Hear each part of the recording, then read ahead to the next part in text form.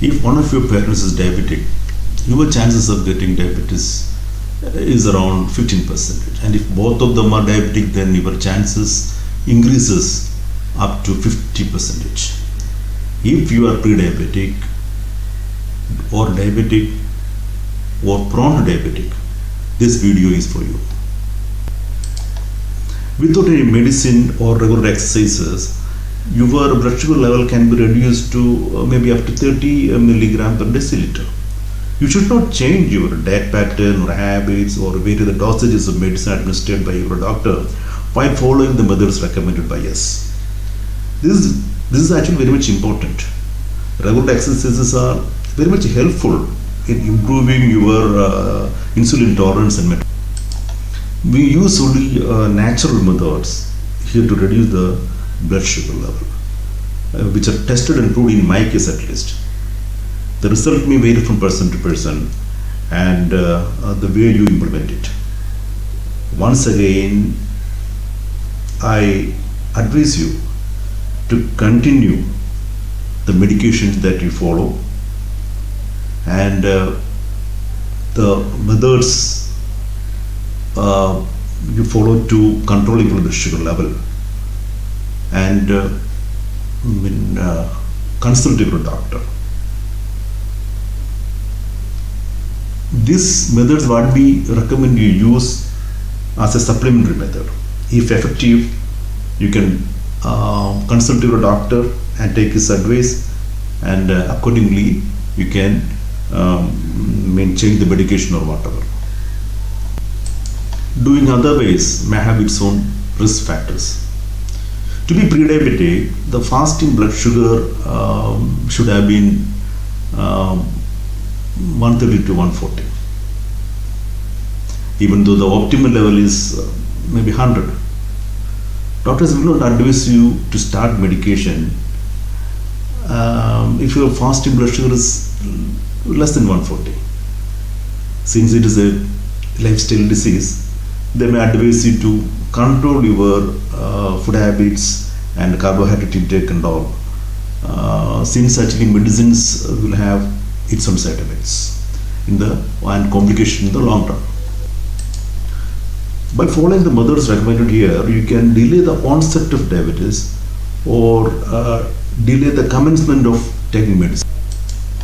Those who are diabetic can reduce their dosage in consultation with their family doctor. If you're taking medicine 2 times a day, you can reduce it to 1 time if the doctor says so, or you can even reduce the dosage. You may be eagerly waiting for the methods that we are recommending. The first method that we recommend is the use of cocoa powder with every meal. You may take 1 tablespoon of cocoa powder in 1 glass of water or milk along with the meal or immediately after the meal. It is very important. You have to take it along with the meal or immediately after the meal. By doing so, your blood sugar level can be reduced by about 20 units. This is tried in my case and found to be effective. Hope it will be useful in all other cases.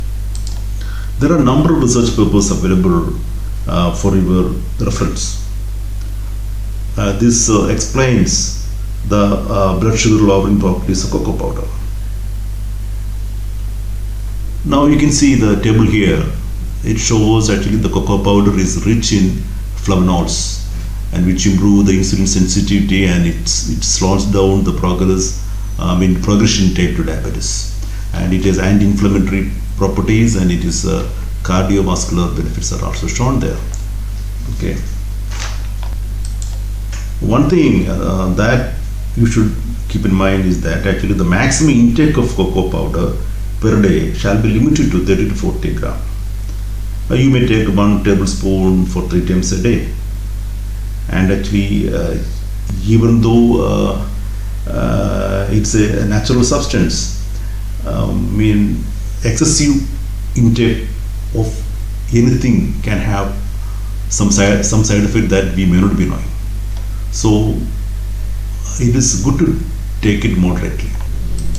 There are a number of brands of cocoa powders are available in the market. So be careful in two things while you select your cocoa powder. You should be sugar free, that's first thing.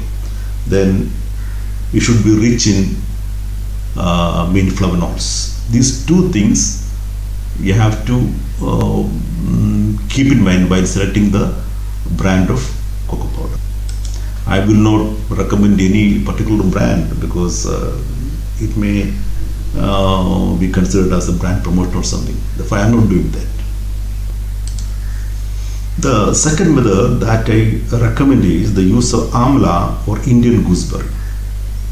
Take the juice of 1 or 2 amla in empty stomach in the morning for 3 to 6 months, which may give you permanent results. This can reduce your sugar level to about 10 units. So you can test this by yourself. You check your fasting blood sugar and take the juice of amla. Then after 1 or 2 hours, actually you check it again, and you can see the difference by yourself. You can get a number of research papers explaining the blood sugar lowering properties of cocoa powder and amla. If you Google it, and you can see their advantages also. When when you found this useful in my case, I thought of sharing this information with you people. Hope this video will be useful in your case also. If you like this video and found this useful, please subscribe Tuition Guruji and share this video with others. Thank you.